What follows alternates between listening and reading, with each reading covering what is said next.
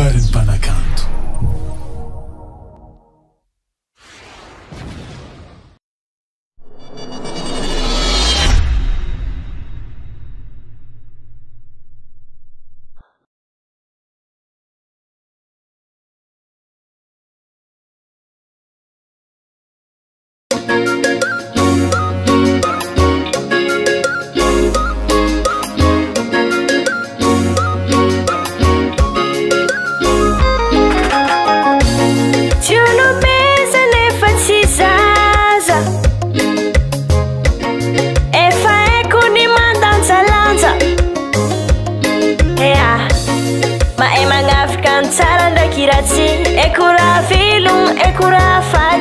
C'est pour ça que je dis qu'à ça va régler l'autre chambre la vie.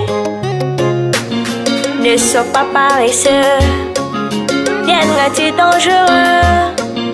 Mais il faut travailler, c'est vrai, mesdames et messieurs. Tu vis dans le bras croisé, tu vis dans le bras croisé, tu vis dans le bras croisé, tu vis dans le bras croisé, tu vis dans le bras croisé. Tu vis dans le bras croisé, tu vis dans le bras croisé, tu vis dans le bras croisé. Vita diable m'appelle tout. Ewa, ti si ma fille ti le chanizut.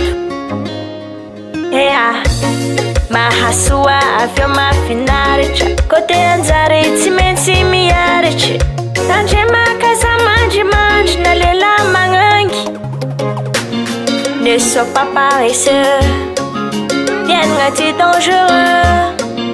Mais il faut travailler, c'est vrai, mesdames et messieurs. Tu vis dans le bras croisé, tu vis dans le bras croisé, tu vis dans le bras croisé.